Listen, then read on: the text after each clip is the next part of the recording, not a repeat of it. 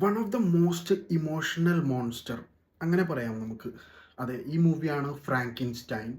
Victor ഫ്രാങ്കിൻസ്റ്റൈൻ എന്ന് പറയുന്ന ഒരു സയൻറ്റിസ്റ്റ് ഹ്യൂമൻ പോലെ ഒരു ക്രീച്ചറിനെ ഉണ്ടാക്കിയെടുക്കുന്നതും പിന്നീട് പുള്ളിയുടെ ഈഗോ കാരണം പുള്ളി തന്നെ ആ ക്രീച്ചറിനെ കൊല്ലാൻ നോക്കുകയും ചെയ്യുന്ന ഒരു സംഭവമാണ് ഈ മൂവിയിലകത്ത് വരുന്നത്.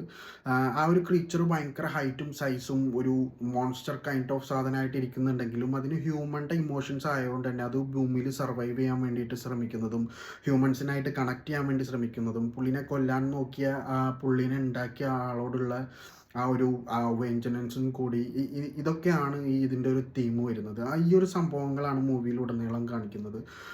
ഇത് ഒരു ഗോത്തിക് ത്രില്ലർ ജോൺറയിൽ വരുന്ന ഒരു മൂവിയാണ്. നമുക്ക് ഈ ഒരു ക്രീച്ചറിനെ ആക്ച്വലി മോൺസ്റ്റർ ആയിട്ടല്ലാതെ നമുക്ക് ഇമോഷണലി കണക്ട് ചെയ്യാൻ പറ്റും ആ ഒരു ക്രീച്ചറിനായിട്ട് ഈ മൂവി കാണുമ്പോൾ നമുക്ക്.